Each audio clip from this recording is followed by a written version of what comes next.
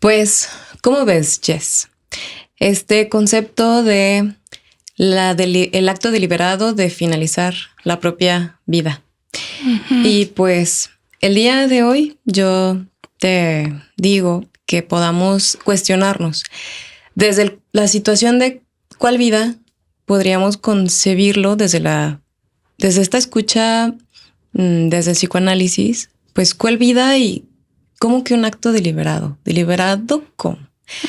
También porque si hablamos de este gran fenómeno social, pues también tenemos que hablar de qué sucede con los niños, los adolescentes, los adultos y la amplia gama de situaciones que nos vamos a encontrar. Por una parte tenemos ciertos casos clásicos, pero van a haber otros que salen por completo de la ecuación y pues nos vuelven un poco locos. Y pues, ¿cómo ves? ¿Tú qué piensas? ¿A qué te refieres con deliberada? Pues que termina siendo como un acto decidido. Y justo me cuestiono como pues en los niños el acto de sostener una vida. ¿Cuál vida? Claro. Que bueno, es la que se le imposta o se le da a ese niño. Y luego pues a nivel psicológico del tema de la conciencia y como tal generar actos deliberados que vienen propias de un raciocinio, pues algo que va cambiando a lo largo del desarrollo, ¿no? Entonces como que es muy poco para decir que es algo meramente consciente o inconsciente para plantearlo solamente así, ¿no? Sí, creo que es algo mucho más profundo. O sea, porque justamente si fuera algo deliberado, pues entonces, no sé, o sea, sería como una manera muy simplista de verlo y como un acto que se realiza de manera hasta fácil, ¿no? Y pues creo que no va por ahí, porque creo que hay algo que va más allá de lo deliberado, que impulsa pues a una persona, a un sujeto, a llevar a cabo ese acto. Algo que pues tiene que ver, creo, con el hecho de la constitución, de cómo se constituye una persona, lo que hablábamos hace ratito, ¿no? Y esa constitución pues viene dada por la formación pues que te da tu familia, por el lugar en el que naces, digamos, el momento cultural en el que naces, cuál es el discurso que te sostiene. Claro. Porque, por ejemplo, recuerdo luego, no sé, luego hay personas que pueden decir, bueno, yo no quiero esta vida, ¿no? Claro. O sea, pueden estar enfermas, no sé, de algo que es terminal y decir, bueno, pues está bien. Y puede ser que haya familia que abogue por la vida, que diga, no, pues tú tienes que vivir. Y esa persona puede decir, no, yo no quiero. Y bueno, creo que ahí, perdón, si quieres ahorita lo retomamos, pero justo vale la pena preguntarnos, por eso decía como, ¿cuál vida? Esa vida que culturalmente se te solicita que lleves a cabo con ciertos lineamientos, con ciertas pautas, con ciertas formas. Y bueno, que sí por un momento lo da la familia, la madre en particular, ese casi un titiritero hasta cierto punto de la constitución subjetiva, ese como Master of Puppets, ¿no? Pero pues sí va a llegar un momento donde eso ya no sea suficiente o que quizá la subjetividad de un sujeto de manera individual, particular, pues lo veo desde otro ángulo. Pero pues bueno, sí, no sé qué puedas pensar. Sí, o sea, porque justamente ese discurso que te sostiene puede ser que te diga, pues, que te haga reproches acerca de tu vida. Sí. Que pareciera como si tu vida estuviera constantemente insatisfecha o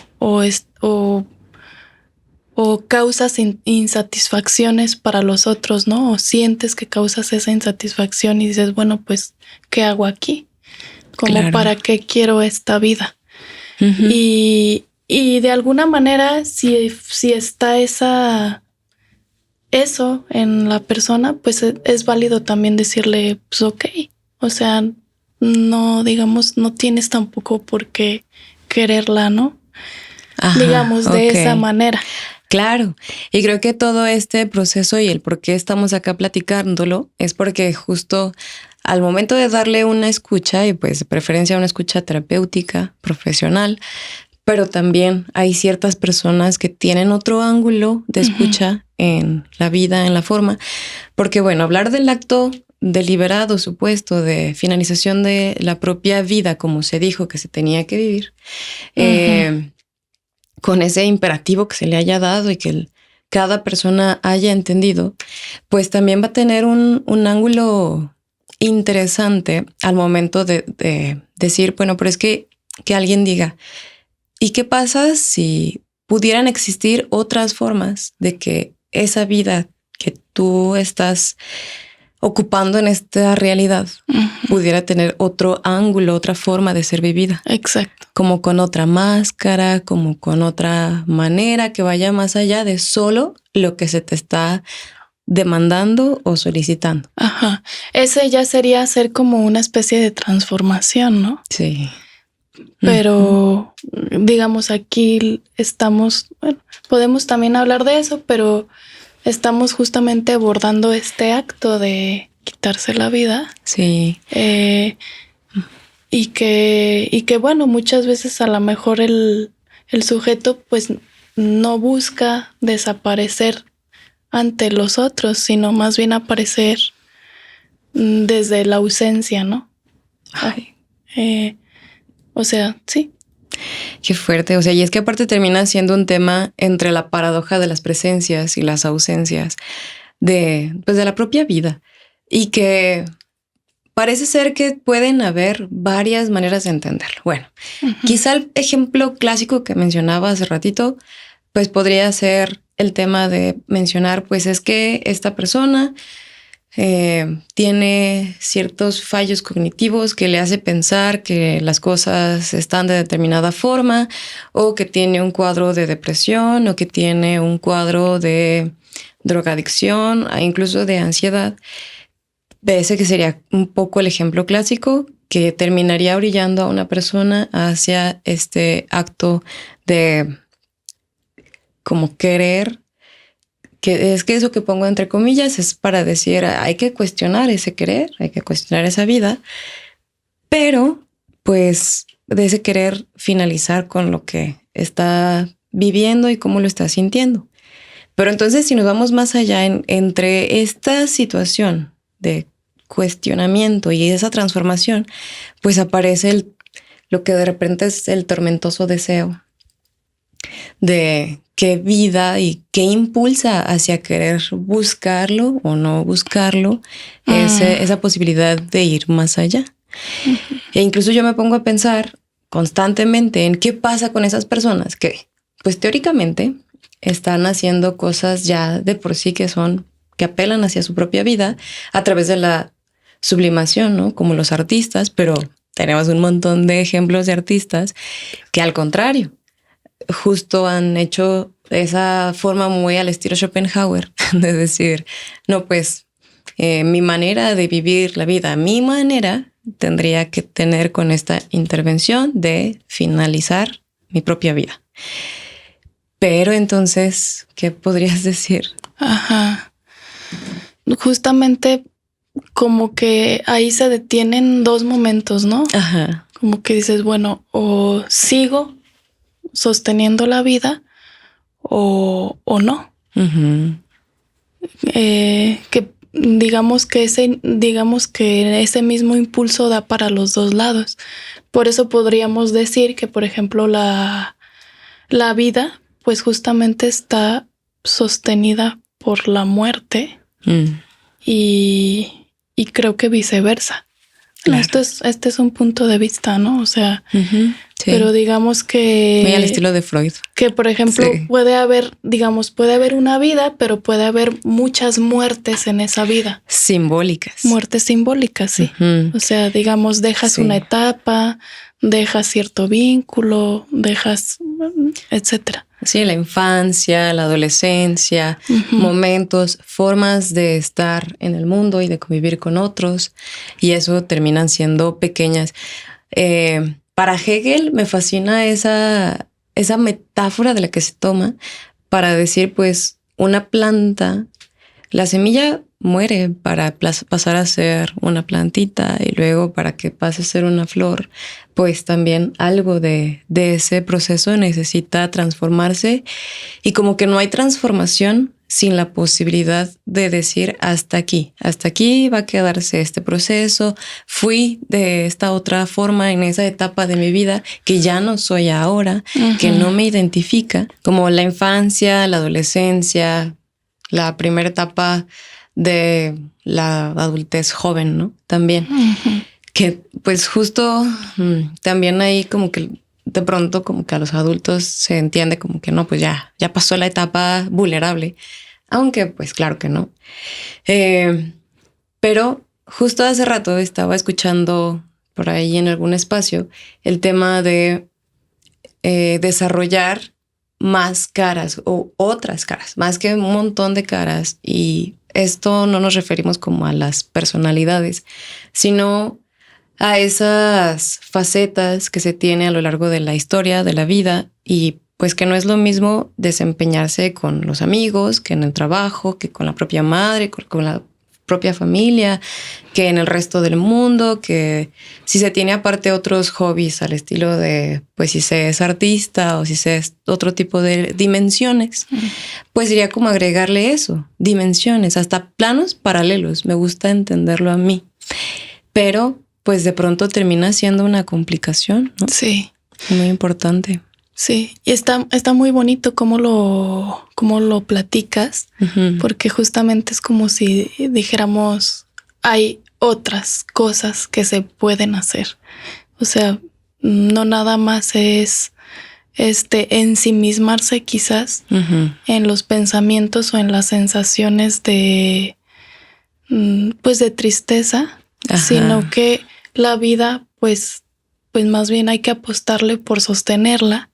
Y para sostenerla pues se requiere del lazo social, de esas otras dimensiones, de esos otros planos en los que puedes ser de otra forma y no precisamente como te dijeron que tenías que ser. Sí, también de estar de otras formas, como los amigos y quienes reflejan ángulos diferentes de quién soy y de quién me permito ser también frente a los demás, o sea, fuera de mi propia cabeza, mi propio mundo. Y creo que todo eso va a tener que ver con qué tanto de manera constante nos permitimos nuestras subjetivaciones de manera inédita. O sea, porque de pronto termina siendo más como, ¿qué me dice la sociedad que puedo hacer ahorita? ¿Qué me dice Instagram que podría hacer ahorita? ¿Qué me dice TikTok que va bien? Que tendría que ser una mujer y una mujer de determinada edad, de determinada forma, con hacia dónde tendría que aspirar, que es mucho lo que nos platican las redes sociales, pero que el vínculo pasa a ser otra cosa. El vínculo social termina otra manera que va más allá de esas redes sociales de las que podríamos apoyarnos.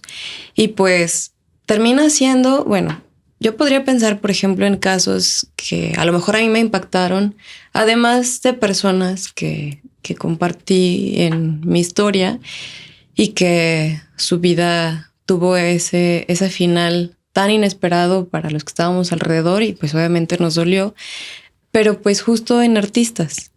Pues artistas de Linkin Park, de Audioslave, del Club de los 27, etcétera, que pues como que resuena mucho para decir, pues, ¿qué onda? O sea, ¿qué pasó ahí?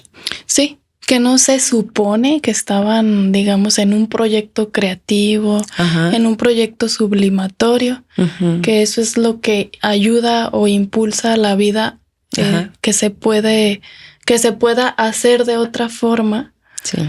Pero pues ahí es donde justamente está la pregunta, como ¿qué pasa ahí? Sí. O sea, ¿hay algo que va más allá, incluso de este acto creativo?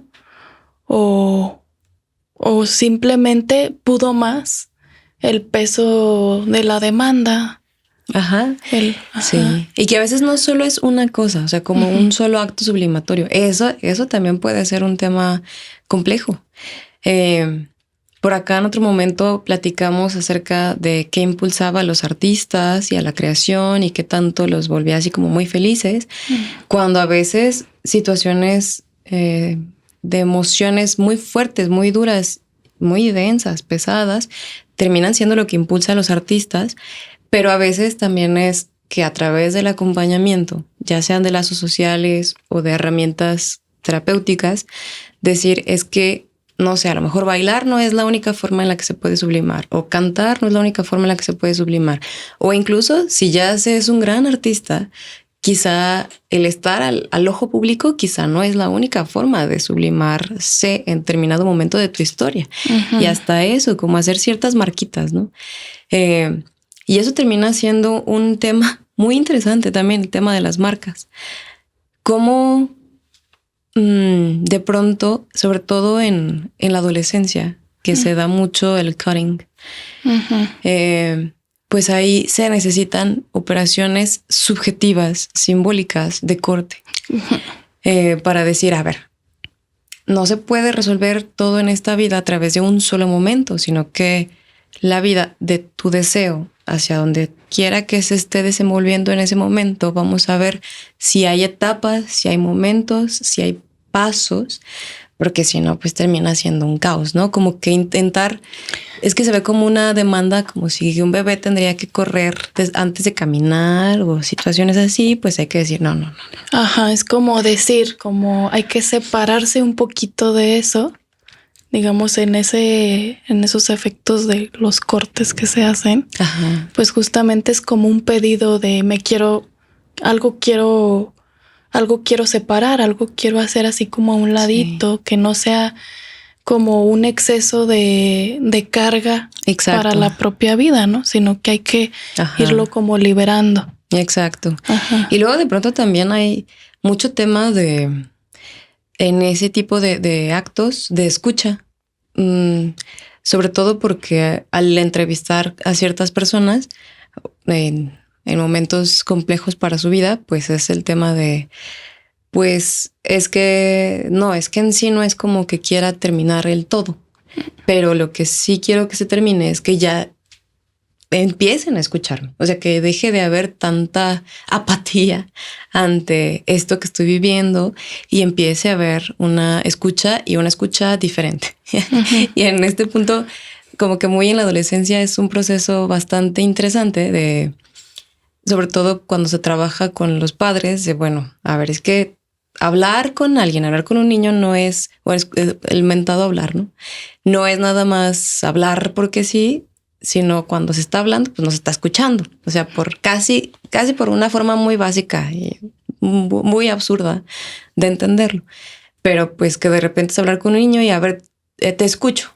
Y se le empieza a dar una perorata de cosas, de por qué está haciendo las cosas mal, más que darse un espaciecito para decir, a ver, vamos a ver qué traes tú, desde dónde tú me puedes decir qué está pasando. Sí, qué te estás pasando a ti, ¿no? Así es. Y cómo producir ahí en esa escucha o en ese acompañamiento, no tiene que ser justamente terapéutico. O sea, puedes estar con tus amigos, con tu pareja, con la gente que te rodea, y puedes, digamos, con tu misma compañía, producir en esa persona un alivio o una posición distinta, ¿no? Ay, sí. No es como que, es que todo lo haces mal siempre, o como una insatisfacción constante, ¿no? Sino que puede haber ahí ciertos cortes, sí, para producir otra cosa.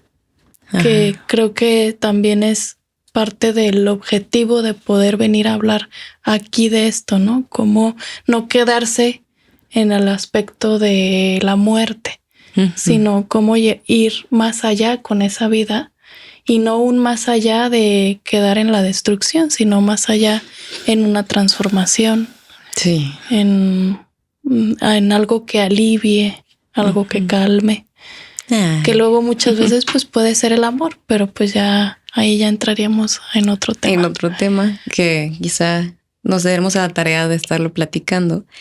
Pero yo pienso que al final de cuentas todo termina siendo una orquestación en torno a esta frasecita que hablabas de la ausencia y la presencia, una orquestación entre las ausencias y las presencias del deseo, de los deseos, que de pronto nada más es como se dice como solo uno, pero esos deseos propios que vienen, que son inéditos, que a lo mejor nunca más nadie se ha atrevido a desear eso, esa forma, de esa manera.